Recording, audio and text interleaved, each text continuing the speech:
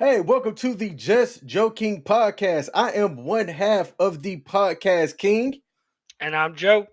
and we have a Veterans Day podcast for you guys today, along with a special guest. Okay, so before we get started, you can find us on all streaming platforms the day after, and we live stream on Facebook and YouTube. Just search the Just Joking podcast. All right. So we have a special guest that's going to be joining along with us today. He is a friend of the show. We both know him extremely well, and we are glad to bring on a good friend of ours, okay, who runs his own podcast as well called the Pop Culture Warrior, which you can find on WTF Nation Radio and on Facebook. Just search up WTF Nation Radio and or Pop Culture Warrior. Without further ado, let's bring on U.S. Army veteran CQ of Pop Culture Warrior. Hi guys. Yeah, if I had a soundboard, it would be playing right now, but it's coming from Elgato. This is the worst intro I've ever received. I just want you to know that. Hey, you know Insulting. what? As long as I beat out Radar one of these days, my goal is to be better than your co-host on your show, Radar. He does some fantastic outros for your show over there. Yeah, man. Radar's the best. I love that guy. Yeah. All right. Well, hey guys, I wanted to do our stream today as we're all veterans. And typically we do our live stream here on Wednesdays, but with it being Veterans Day and all of us having a good time here, I just wanted to kind of get together, talk about, what being a veteran means to you, what you've observed during your time post-military service, and if you still identify with your veteran service, as some of us have been out for a while now. So, going around, let's start with CQ. CQ, share about your what branch of service were you in? I know I already talked about it, but what branch of service were you in, and what did you do? So I was in the army, but I now identify as an airman. So um my lifestyle matches closer to that of an airman. So I identify as a retired airman. No, I was in the army. I was airborne infantry, so jumping out of planes and shooting people, kind of my two go-tos. Um yeah, I did from 2003, January 2003 until September of 2007. I was wounded I did a tour in Iraq, I did a tour in Afghanistan, was wounded in Afghanistan, spent some time in the hospital recovering, a couple surgeries, and then medically retired. So it's been medically retired since 2007. Oh, okay, all right. And if you don't mind sharing, what did you medically retire as far as your grade or rank? I was an E5. I was a sergeant in the army. Okay, all right. Joe, same question to you, brother. Tell the people about your military service. What did you do, and how long had it's been since you've gotten out? Ooh, well, it hasn't been. I haven't been out that long. Well, it is a lot longer than it feels like, I suppose. Everybody starts talking about years and shit, and I'm just like, wow, it's been that long. I joined the army in 2000. I joined as a signal support specialist. So like I fixed radios, set up antennas, stuff like that. And then over the years, I changed to be a broadcaster. So like the guys who do AFN, except I was just never lucky enough to make it to AFN, or unlucky enough to make it to AFN. Um, and I deployed to Iraq in 2004 and dealt with some stuff after coming back that eventually led to my retirement in 2012. Retired as a staff sergeant, and yeah, just been living as a civilian ever since. And it's been strange. But I got people like you guys in my life, and that makes life a lot easier to deal with. Like, you guys counterbalance all the nonsense from the civilians and stuff. Rock on. So just as a common thread, you said that you deployed to Iraq, so that was OIF. Yes. Okay, and Yeah. CQ, you were OIF or OEF? Both. Both. Okay. Yeah. Yeah, I was part of OIF. I was part of the initial invasion, so OIF 1. And then I was part of OEF 6, I think it was. 4 or 5, 6, I don't know, somewhere in there. Okay, and for the people that are watching or listening, OIF, I'm sorry, OIF is Operation Iraqi Freedom, and Correct. OEF is Operation Enduring. Enduring Freedom. Yep. They ran kind of around about the same time, didn't they? They overlapped. Yeah. Yeah. Hey, Beth, thanks for tuning in. And happy Veterans Day to you as well. We appreciate you catching the live stream. Okay. All right. So me going around the room. I joined September of 2002, a year after 9/11, and I'll be honest, I didn't join out of a sense of, patriotism or duty to country. I needed something to do. Quite, frankly, I was taking a look at college, and college situation didn't necessarily work out for me. And when I went to talk to the recruiter initially, and this is gonna be funny, I was gonna do the buddy program with the buddy who was joining the Marines. So me and him went in same time. The Marine recruiter and I was about the same build. So I tried on that, I don't know, their dress blues or blacks. I don't necessarily know what color it was. And there were a group of ladies out or girls outside of the window that like they were looking at me and kind of giving me the googly eyes. And I said, "Oh man, this would be whoo! I'd be killing them if I showed up wearing this uniform." But my parents would not sign the papers for me as I was still under 18, and I was trying to get out ASAP. So I walked across the hallway, talked to the Air Force guy, got down to MEPS, joined. I was able to pick out my job. And what I did was in flight refueling, which I didn't even know that we had the ability to refuel airplanes in the air. That literally blew my mind. I had no idea that we've been doing it since like the 50s. Okay. So I joined the Air Force, had the opportunity to literally travel around the world, served for just at about 9 years until I got medically retired because of a bad heart in 2010. And just like both of y'all, I served both during OIF, OEF, have about just over, I think, 200 combat sorties, or it's what they call flights. Essentially, each flight is a sortie. And I enjoyed my time. I definitely enjoyed my time. The end of this month will mark a decade since I have been out of uniform. That's like saying that out loud is interesting. It's weird, right? It's got that makes you feel old. Not that we didn't feel old to begin with. Right. Yep. So sorry, terrible pun here, but would you say you got out of the military because your heart just wasn't in it? My there you go. Doo-doo. My heart just wasn't in it. Well done, good sir. Well Yeah, done. Bad puns are bad. yeah, man. Dad Hey, jokes for days. so it's Veterans Day today. What did you guys know about the history of Veterans Day? I'll raise my hand. I didn't know a lot about the history of it until I went and looked it up for this episode. So CQ, starting with you, how much about the history of Veterans Day do you know about? Uh, Not much about the history. Like obviously, like most vets, we know the significance. We know kind of when they fall. We know the difference between a Veterans Day, Memorial Day, Armed Forces Day, things like that. But if you're asking about like how it started, why it started, who started it, I wouldn't say very much at all. Okay. Hey Joe, how about you? Honestly, I don't know.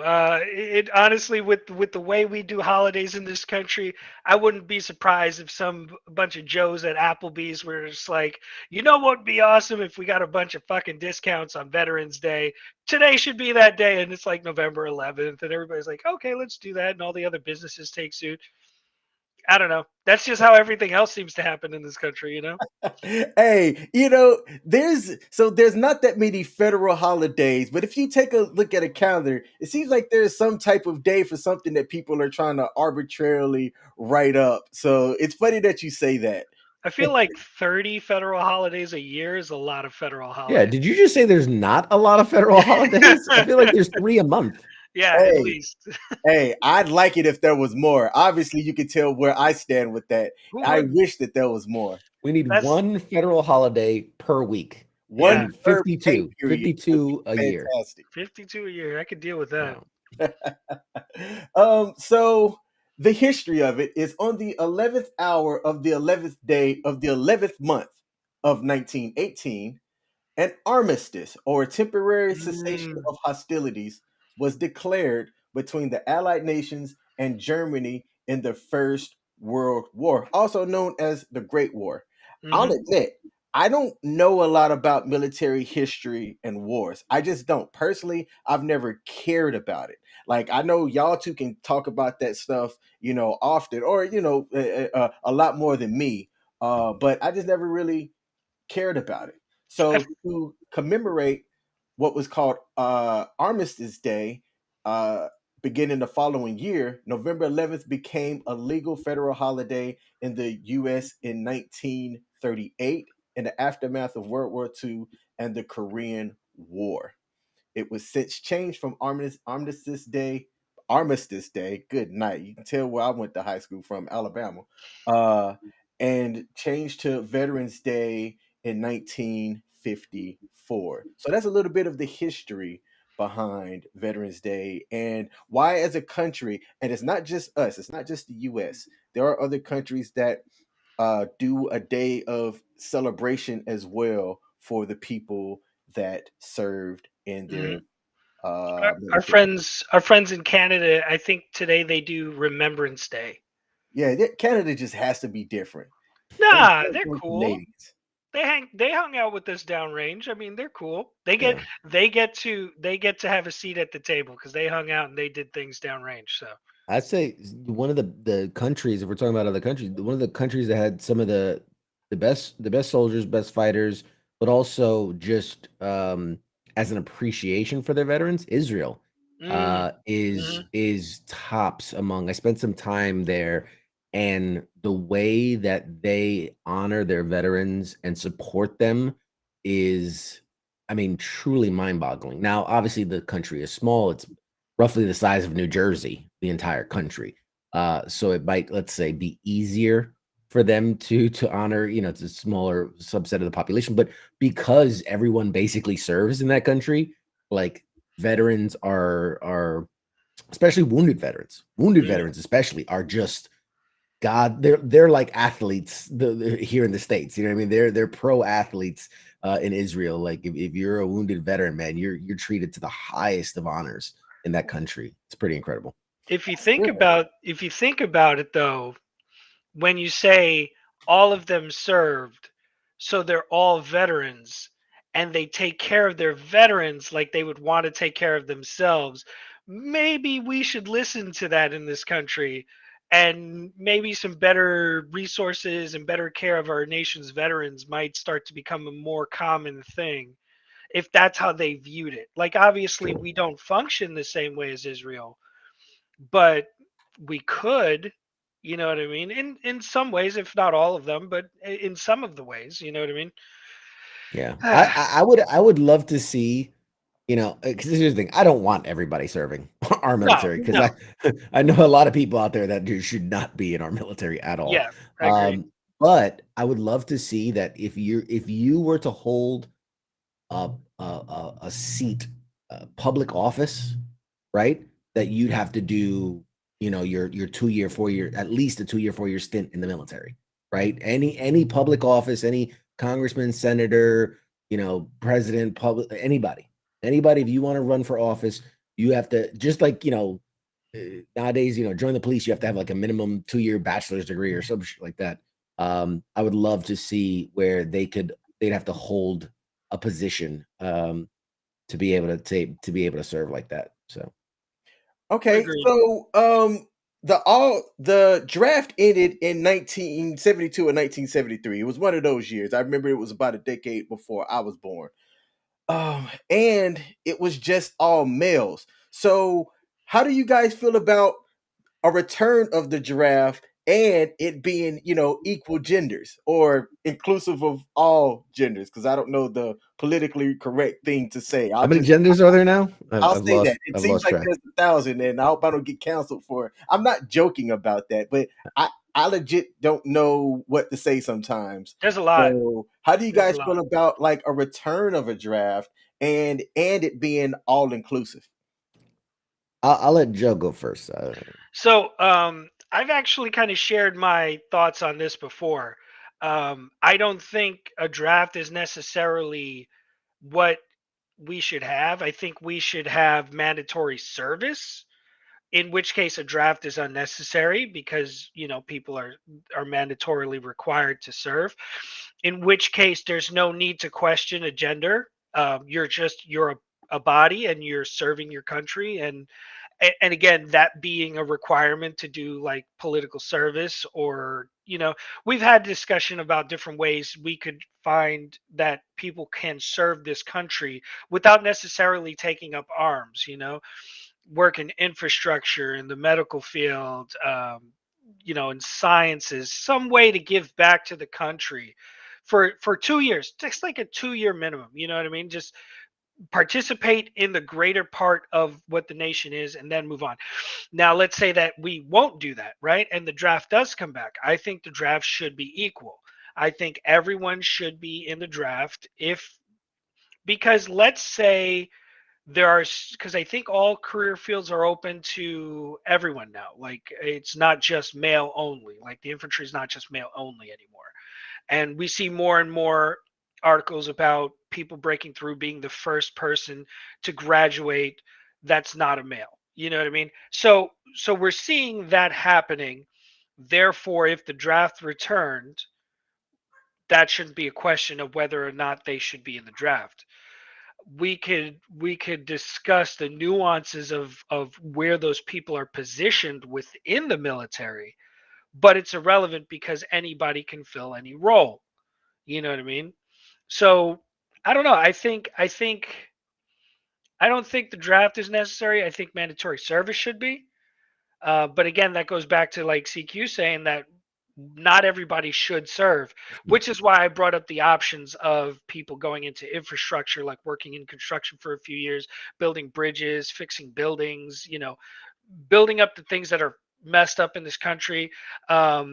Then other people going into the medical field, helping to boost numbers in times like this, especially. You know what I mean?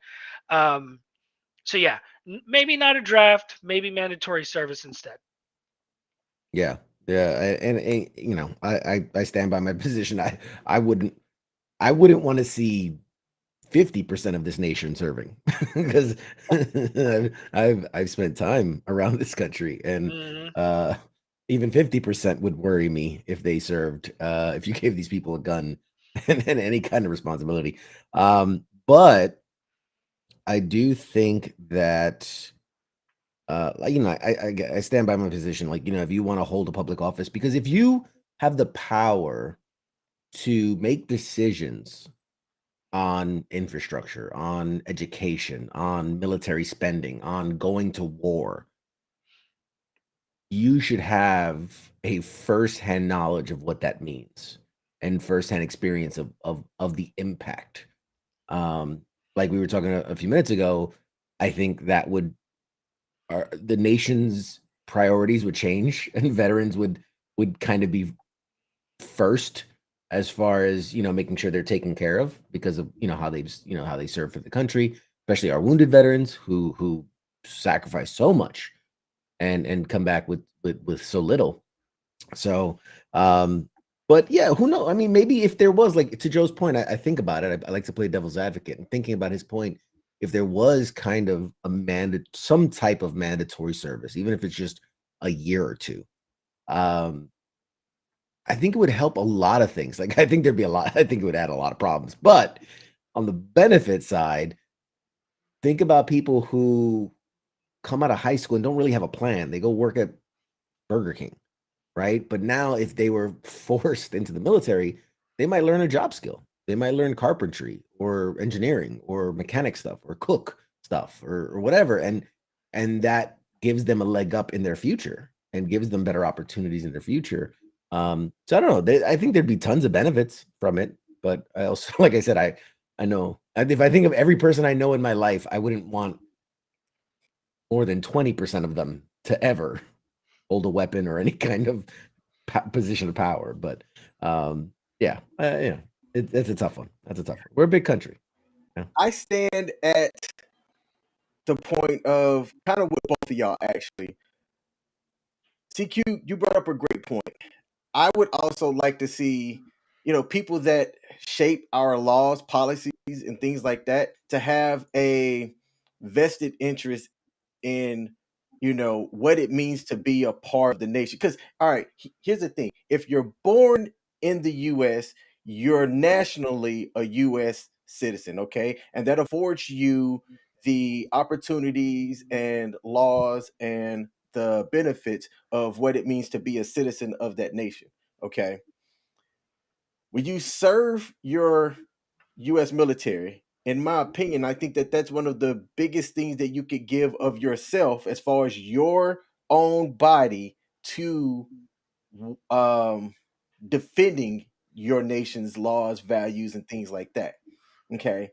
And for some people, they're able to, do their time, come back. How do I say this? With minimum changing of their emotional, physical, and just the things that you can either see or you can't see. But for a majority of not a majority, but for others, or some, they come back with injuries, the things that you can see and can't see that change them. Okay. And it doesn't matter, in my opinion, what it was that you did. You're exposed to different elements or different things because of um wearing the uniform, so I think that the people that do shape our nation's laws and policies should serve in some capacity, okay, to have a better stake in ensuring that the stuff that they're trying to develop and put out there definitely has our nation's um, body as a whole involved. Yeah. Yeah, and I honestly, I feel like when you look at some of the politicians who have served, um, in their messaging, you feel the difference in how they communicate with us, and I don't mean us as in veterans. I mean the American people as a whole. They have a different perspective, and again, we've talked about this on a previous episode. The whole part of serving is you get buy-in, and a lot of the people, like a lot of the times when, and I'm trying to word this properly because I can't speak for everyone obviously, um, but I feel like there's this whole issue with some of the younger generations that they don't know where they fit in, because you got the older generation saying, oh, screw these kids, they're lazy, they don't know what they're doing. And that's not necessarily true. That's an older generation not being able to communicate with the younger generation, and the younger generation is going to carry us into the future. So I feel like a lot of the younger generations get a bum rap, and they have a much harder time trying to find their place in a world that's filled with people who say you don't belong. You know what I mean? And serving in any fashion or facet of our country brings them together, puts them on even on an even field with everyone, and it gives you buy-in. You have a vested interest in the success of this country, or in the betterment of its people at least. because you know what it's like to struggle at this specific point, or you've been down in the dirt with a bunch of people and everybody was bitching like we used to do when we were out in field ops. You know what I mean? We'd be out in the field for 45 days. We're miserable. We hate certain parts of it. We loved some parts of it, but we hated a lot of it too. And that would bring us together, truthfully. The bickering, the complaining, that kind of experience you can't buy. So that kind of experience is what will bring, like, it could bring older generations and younger generations together in a way that you can't just figure out any other way. It's a matter of action rather than a matter of like theory or complaining back and forth, because we're all like Twitter warriors these days. And I mean, it's just butting heads. If everybody served in some fashion, nobody would be able to single somebody else out as being terribly different, despite the fact that we have loads of differences. We'd have one common ground amongst everybody. I think that could bring us all together in a great, incredible way. Yeah. I had went online to check this one up. According to an article in militarytimes.com, the number of veterans in Congress has steadily declined since the 1970s. In 1973, nearly 3 in every 4 members of Congress had some type of military service.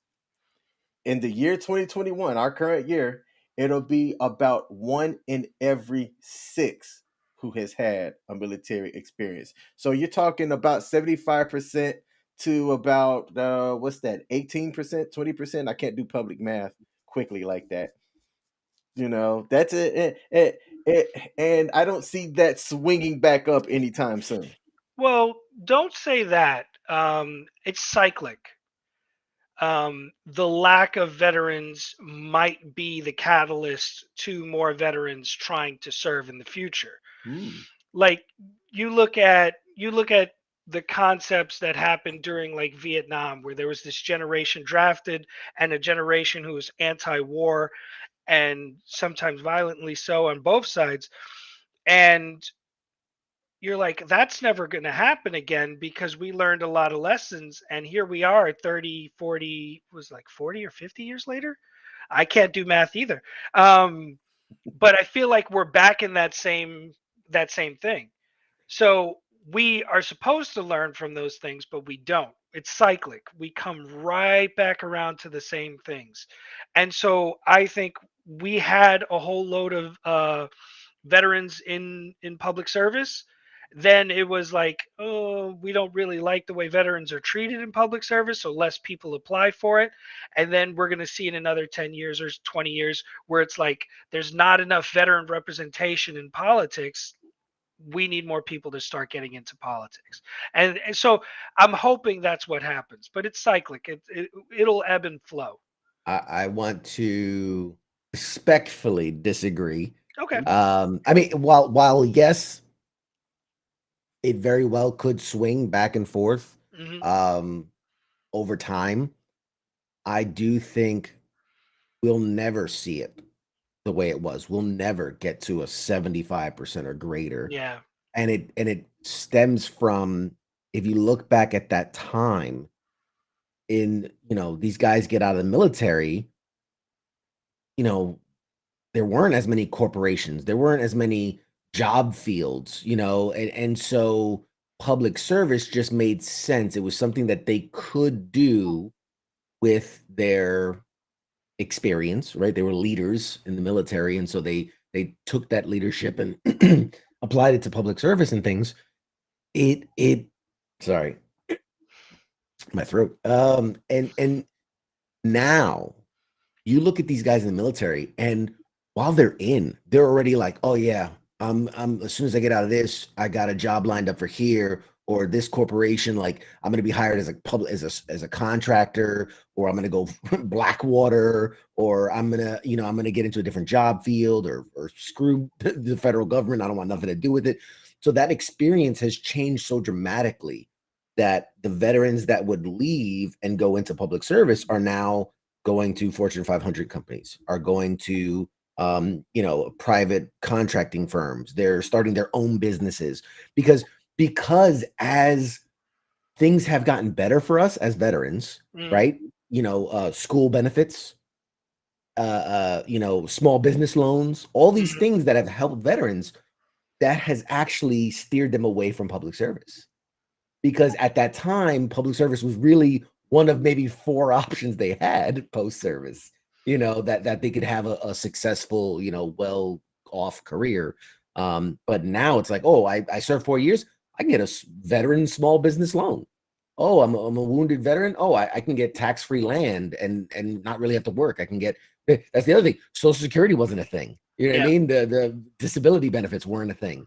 So they kind of had to work. So now you're taking a section that doesn't have to work, a section that can start their own business, a section that can go private, corporate, that these big companies that are looking, how many nonprofits are out there looking for veterans that want to think. So while I agree with you that there might be an ebb and flow of how many people are serving, I would be shocked if at any point over the next 100 years, it gets over 50%. That would be a shock to me. Yeah. Because I just don't, with the amount of opportunities we have now as veterans. Yeah. I can see that. Yeah. I can see that. Yeah. My thing is that theory precludes that the need to serve is outweighed by the need to profit. So I'd like to think, all the future veterans are better than that and be like, I prefer to, public service and stuff like that. But no, I definitely know what you mean when you say that. Like, yeah, I want to keep my eye on that. Like, I'm going to come back to you in like 50 years and be like, I told you, look, we're up to 75% again. Do what Smith does. Set a note in your phone to come back and check in on me. Because I have about 6 notes of things that I want to come back and be like, I told you. CQ is very known for making proclamations and future, this is what's going to happen. I'm telling you now. And King over there is the one that always is like, all right, hang on a second. Let me just take a note here. Sets alarms. And here's the thing. For about, I don't know, 70% of them, he's right on. And on the 30%, I am right. I am loud when I'm right about it. I think that's the thing, and I think the ability to dissect society, like the way things happen and stuff like that, part of that comes from our military service. I won't say that we're experts. We're not. We are pretty damn good at probability, though, because our entire military career was trying to weigh the possibilities of what could happen versus what we want to happen. And also, it's just the fact that we're around more different types of people than the average person. If you're born in some small town in Alabama, then and that's where all you've ever lived, how could you predict how people in New York would act to something? You can't. Whereas we basically have a buffet of the American populace. In my squad, I had a guy that was born on a farm and had never done anything but chuck bays of hail, and then me from New York City and guy that fucking came over from Jamaica, and like all in the same team, and you start to learn about these people, and then obviously putting us in combat situations and training situations and under stressful situations, like you learn how people act, you learn to read people. We're not freaking Sherlock Holmes or nothing, but I would say with a pretty darn good certainty, you can start to judge people. And I don't mean that in the harsh way, but just like, I see you're somebody that I can count on. You're somebody that I can't count on. We have friends that are fun and silly and great people to be around, but you're like, I know I can't count on you in a pinch. And I think as veterans, like, I don't know, it's this weird thing that we have, like, where I'm like, I know if I invite King to something and he says yes, there's an 80% chance he's going to back out at the last minute. We accept each other for that. We accept each other for our flaws and like we can still be friends. It's this weird thing that I think most civilians can't differentiate. They can't compartmentalize and say like, you're good at this and you suck at this. Yeah. But we can, but that's enough of us like that. I like that enough that I can tolerate the downship of our friendship. And you know, so that I think that goes to like just knowing people, reading Yeah. situations, and you know, identifying, you know, all the stuff that we do on a daily basis. Now, there was something in there that you said that I always talk about this story because I like to highlight the fact that yes, when you do join, especially if you join, how do I say this? If you join active duty, like you have a chance to meet people from all different walks of life, and it's not just active duty because if you join the reserve or the guard, you get put with a lot of other diverse people. But there was a guy from Utah who was 18 years old as well, no TV. I don't know what history books he was reading when he was going through school because he went to a public school, but I was the first black, or I guess I was the first black person. I was the first black person he had a conversation with or talked to because you have to do MEPS and things like that. But then when he got the basic training, like he was asking me questions about, and I'm going to quote him. So how do people of color do this? And like I listened to his question, but because I'm kind of an inquisitive person too, I started thinking about, hey, I'm probably one of the first black people that this kid has ever chatted with. Yeah, So interacted with. Yeah, yes, so it wasn't me, and like thank goodness it was somebody more like me that was wanting to help expose him to something different instead of somebody that might have thought that the kid was being rude or it's a disrespectful and would have talked to him or treated him different. But that blew my mind. This guy that used words like, I hear that women are harlots in today's society. And I had never heard the term harlot before. because But they stopped using that in the 50s. That's why. right? Yeah. But here was this person from Utah that hadn't had the opportunity or the chance to see somebody of color until he joined the military. Now the dude ended up really expanding his mind. Great guy. I became good friends with him. We were actually stationed at our first active duty station together as well. But like I had to tell him, hey man, you might want to consider not saying that and Yeah. saying this instead. Yeah, I agree with you. Two of my best friends in the military. One was the guy who grew up on the farm, like literally had never been in a big city in his life until he got shipped out to MEPS. And then the other one had like hopped the border from Mexico like a month prior to signing up. Back when you can do that, you didn't actually have to be a citizen to join the military. Yeah. But like had jumped the border like 3 times, got kicked back a couple times, and then finally like joined the military so that he could stay in. And these are guys that in your everyday life you're not really gonna spend time with, and then here they are, like they're my best friends, and we did everything together, and yeah, it's crazy, and it gives you an appreciation for and the other way around, you really start to hate people too, Yes. based on who you're serving with. But at least you do get put around a lot more than where you grew up and what you knew prior. I always tell the story. I was born and raised in New York City, very poor public education. And if you had asked me when I'm 15, 16, 17 years old, what does Oklahoma look like? I would have said it, well, it looks like this, but just in a different part of like, I assumed New York City was the standard that every city in America was like, first of all.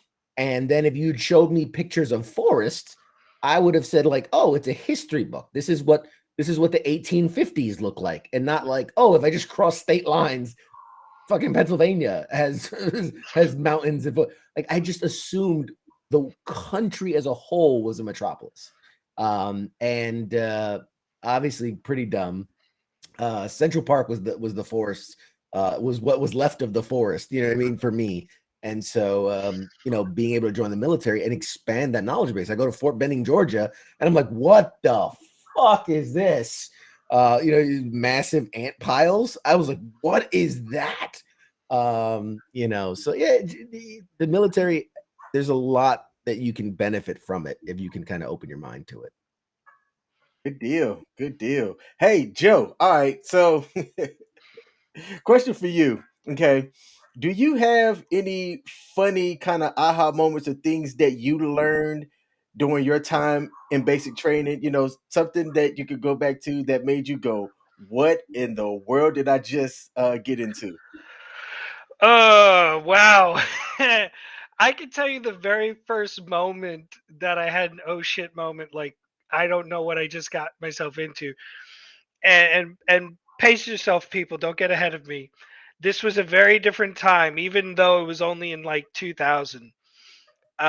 We got to our bay at basic training at Fort Benning, and we had our bags. They tell us drop your bags, get down, start doing push-ups, and none of us had done in our lives like 100 push-ups in a row. Like I had been training prior to going to basic training, but not like so we get down there and we're all just like, pushing and pushing. And there was this one young kid who had I've never seen this in my life. No muscles in his arms. Like you do this and you have the curve and you can see muscle when you move your arm. This kid had a straight arm, and when he did this, it stayed straight. He had no muscle, and I bless his heart, man. The drill sergeant, he couldn't do one push-up, not a single push-up.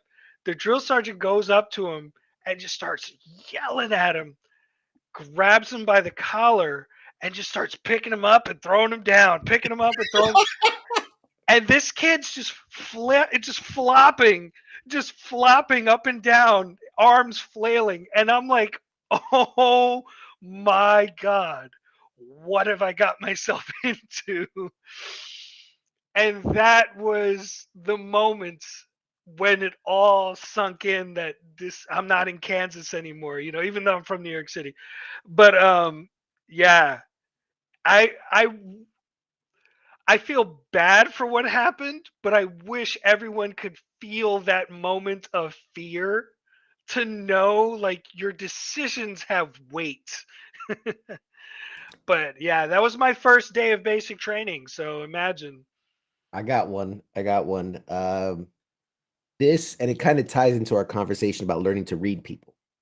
Um, I got to basic training, and lots of different people, you're immediately thrown into a melting pot of people and personalities and whatnot, backgrounds, and um, this one guy stood out to me. He was kind of like the bully of the group, right? Kind of chunkier than everybody else, and you could see he was used to being that like of his jock, alpha, whatever, tough guy, and he would just give everybody shit all the time.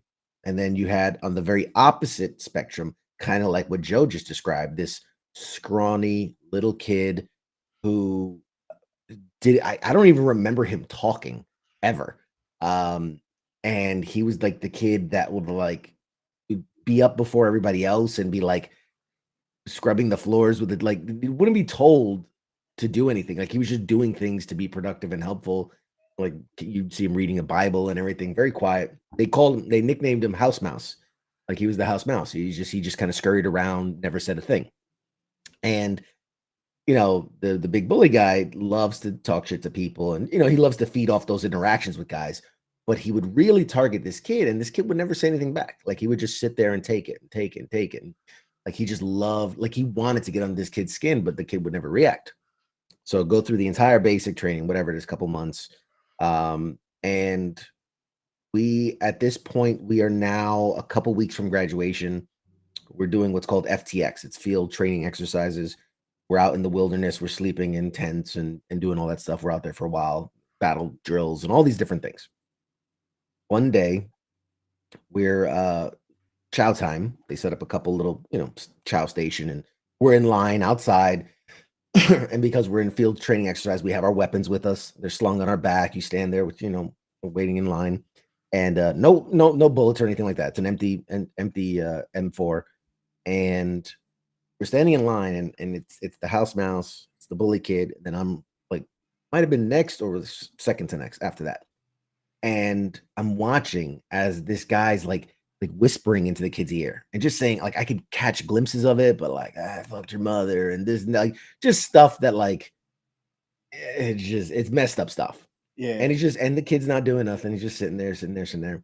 And I'm only catching glimpses of whatever. But all of a sudden, in the like it was a flash of like if you weren't staring at them, you missed it. This kid spins and proceeds to do what's called like we used to do it in training. You ever heard butt stroke to the face series? Yeah. He basically in one motion spins, unslings his weapon, and with the butt stroke of the weapon, just boom, right to the bridge of this dude's nose. He just drops. Kid then slings his weapon, turns around, and stands back in line. Without a word, without anything. We're all just standing there like, even the drill sergeants are just like they're just staring at the kid. He's just quietly standing in line. They're just on the ground, just like, and so all of a sudden I just see this one drill sergeant just tackle the kid. Like they didn't know what to do, so they're just like, ah, and they just tackled him to the ground, and the kid's just laying there. And I remember because like as they tackle him to the ground, like the kid's just laying there, and he's just because now he's face to face with like the kid that's knocked out, and he's looking at him, kind of smiling, and they're like, like the drill sergeant, because he wasn't resisting or anything, so they're just holding him down, but they don't really know what to do because he's not resisting or anything. They carted that kid out, and I never saw him again. But the other kid did end up graduating basic, but I still have it to this day. And you do the pictures, the graduation pictures. He's got like a butt stroke bruise and like a bloodshot eye. Wow. He graduated because we graduated like a week or two later. And he didn't say a word from that day to graduation. That dude didn't say a single word to anybody. And I was just like, that's when I was like, I need to pay attention to people. Because I would have never saw that happening. I would have never imagined that could happen based on just preliminary judgments of people. And that was the moment where I went, I really need to like pay more attention to like people and all these. And from that day on, I became a very more astute to what people are capable of. Because I don't know what the guy said or did to trigger it. Or I don't know if it was just the straw that broke the camel's back. I don't know, but I just like to this day I can hear it. I can hear the crack, and just the body just drop, and I just like, well, I know I'm not going to be bothering people anymore because that seemed like it sucked. But yeah, so that's one memory that stands out in my head from that experience. I've got a very almost eerily similar, but the circumstances were a little bit different. Air Force basic training back then was only a total of 7 weeks. And after I said that intentionally. And of it was in a hotel. At about week 2, that's space camp. You're forming and you're learning who everybody is and things like that. And you're in the total amount, man, I don't want to get this wrong. I think it's 60 per squadron or whatnot. So you're sitting around playing Duck Duck Goose. What happened? And then it's 30 on each side. So this one kid, average looking guy, I heard you. I just chose. It sounds like Duck Duck Goose. About 5'8", 5'9". He's a little bit taller than me, and I would say average build. 5'9", about I'd say like 170, 180. Didn't look particularly strong or like like an alpha type guy, if you will. And there was this other guy who used to always brag about being a pro wrestler and how he was this in college, and he would always pick on people that he knew wouldn't do anything. And this one particular kid, Martin was his last name, never really said anything. He wasn't a guy that talked a whole lot, but you could tell when I looked at him, he had this quiet confidence about himself. Okay. Well, this Bully one day ended up like putting his hands on him, and there wasn't any MTIs around or whatnot. It was just us in the bay or whatnot, like about to turn down or whatever. And the guy did this taekwondo grab wraparound thing where just like that, he had this guy on the ground in like a headlock, and the guy couldn't move. It was extremely technical. So we all kind of like looking around, and he said something to the guy, and like along the effects of, "You will quit effing around with me. I'm not the one." And the way he said it made me go, "Holy shit!" Fast forward to when it's time to graduate, and you have your family and stuff show up, and you get to kind of see who's there for other people or whatnot. That guy's family were like famous black belts, to include him, because he was a little bit older. He looked younger, but he was like 25, already somebody who had went to college and graduated, was in the workforce. Like, he was a grown-ass dude, and this 19-year-old thought that he could just mess with him. And we all, when we saw his family roll up, was like, that makes sense. That makes all kind of sense. They all showed up in karate gis and shit. His So it's like, father, his father had a championship belt on his shoulders Yeah. and shit. We were like, that makes Yeah. sense. His grandfather was Mr. Miyagi. Like he's doing the little. Fucking Master Roshi's his granddad and shit. That's Yeah, awesome. dude.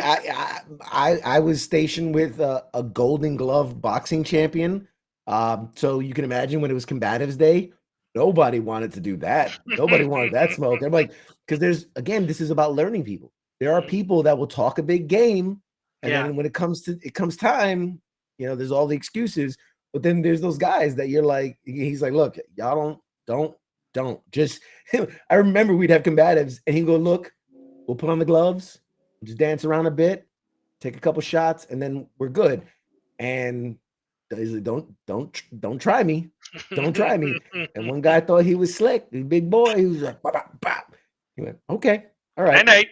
Bam, just down for the count, dislocated jaw and everything. And you're just like, yep, that's the guy you don't want to mess with. That's Told the you. one. That stuff is real, man. That stuff's real. That's why you have to learn how to read people and who you can mess with and who you should not mess with. yep.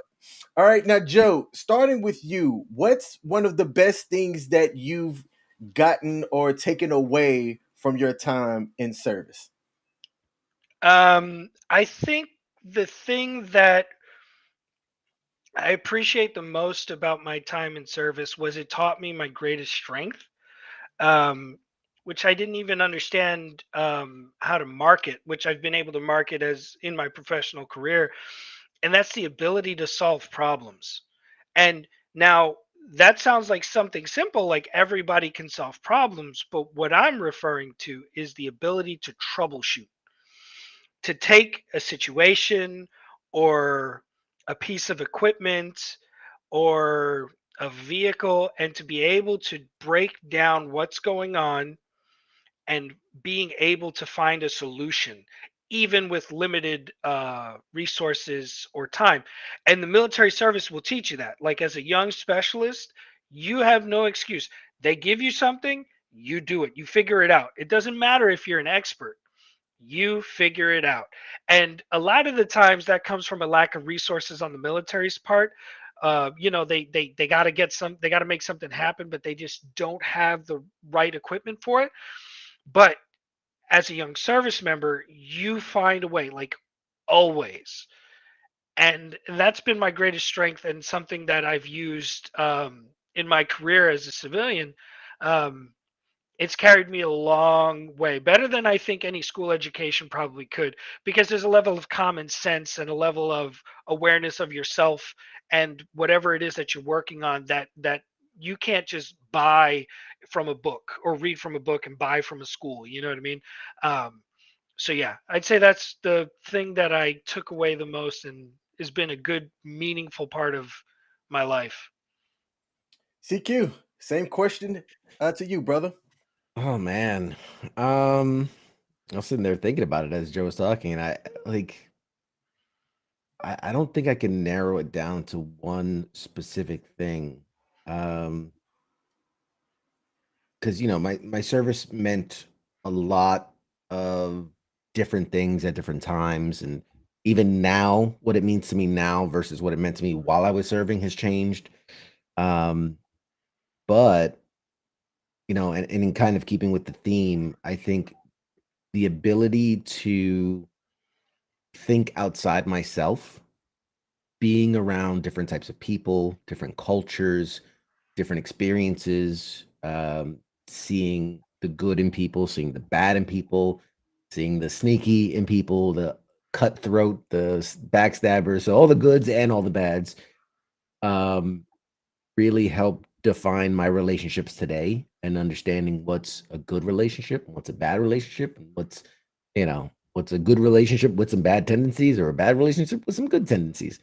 So, yeah, I think that started that appreciation and that willingness to really be, I don't know what the word is, but just really examining of the people around me and the situations I find myself in.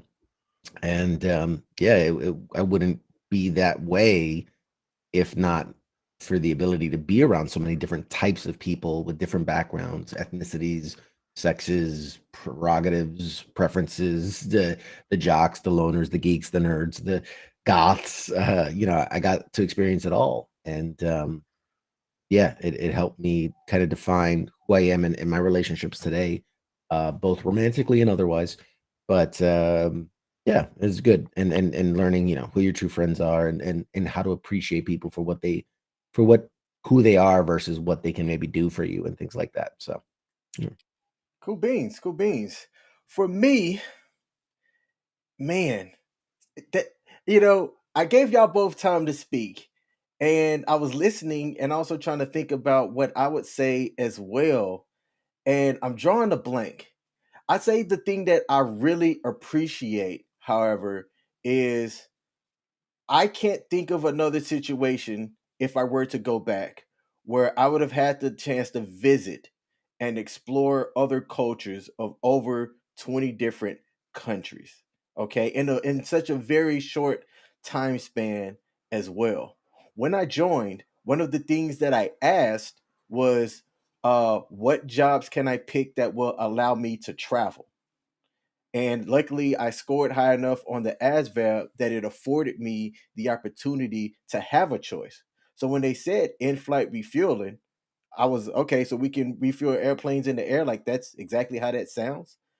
So I picked it based off of that and the fact that it had the highest bonus at the same time.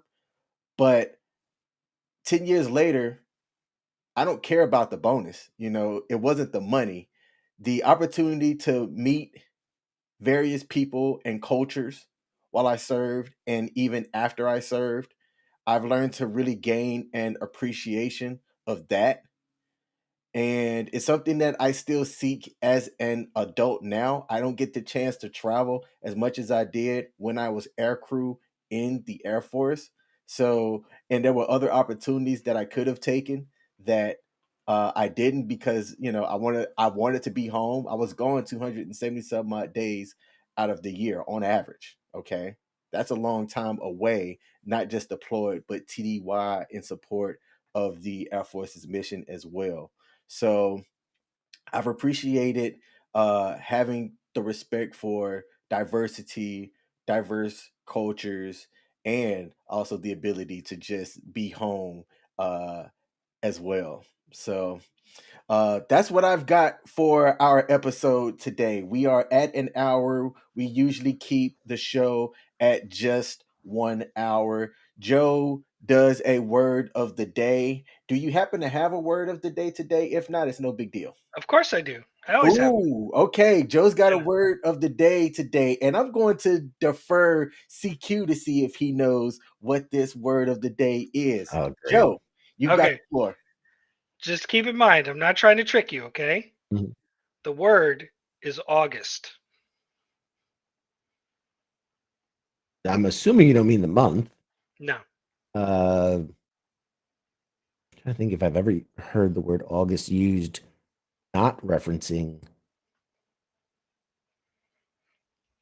No, I can't think of it. Yeah, I couldn't even make a guess, Yeah, an educated guess on that one. yeah. It's used as an adjective. Adjective. It means respected or impressive. So you would say like that dude's August? You could, or I'm in August company, or you're in August company. I don't like it. I don't Yep. like it. I don't like it. I typically like I like learning new words, and I like being able to impress upon people, Mhm. my immaculate vocabulary, but I don't see me using It's like, odd though, right? It's a common, we use it for the month August all the time, but you sure. never think that it has any other kind of meaning other than the word August. But yeah, it means impressive and basically good company, you know. Hmm. Hmm. Okay. So when I change my name again in about 10 years, I'm going to change it to August. August Smith. Respected. Impressive. All right. Hey, this has been another live stream and episode of the Just Joking podcast with a special guest, CQ of Pop Culture Warrior. CQ, take the time out to tell the people how they can find you on your live stream Sure. and where they can catch you at. And from now on, when you mention Pop Culture Warrior, I'd like it that it be the two-time Best in Entertainment Podcast nominee, Pop Culture Warrior. All right, let's put it's like having your doctorate. You got to put your doctor in front of it. But if you guys are interested in anything you see in the background, then you're probably a fan of pop culture. And we do Pop Culture Warrior. It is one show of the WTF Nation Radio family. It is Pop Culture Warrior show is Tuesdays, 8 p.m. Eastern. We'd usually typically do like an hour of just what's going on in pop culture, right? Talking movie news, TV shows, video games, whatever. And then most Tuesday nights, I have a guest, someone from the entertainment industry. This week's guest was just one of my all-time favorites. Was Robbie Amell, who's going to be in the upcoming Resident Evil movie, Upload Season 2, and Code 8 Part 2 movie. So yeah, it's a phenomenal show. I really love doing it. My co-host is Radar, and you can find us on Facebook, YouTube, Twitter, Twitch, Instagram, even a TikTok now. Jesus Christ, I can't believe I have a TikTok. But the Pop Culture Warrior, search for it. It's out there. If you love what you do and you want to support it, there's a Patreon, or just check out the YouTube channel, which the Pop Culture Warrior YouTube channel now has all of my old best interviews and putting up new episodes every week. So yeah, follow us on social media, and thank you to the guys for having me on. I always have fun with my fellow boys, and who knows, man, I might even steal this and put it on the Pop Culture Warrior page too after the fact. So All right. appreciate you Rock guys having me on. on. Well, hey, I don't know what y'all have planned, but there are a lot of places that want to thank me for my service and offer me free food. And King likes to eat. So we are about to sign off, and I am about to go to one of three of the places that I have planned for today on our nation's Veterans Day. So I'm King, And I'm Joe. and I'm we. CQ. Oh, hey, my bad. I forgot about CQ. And we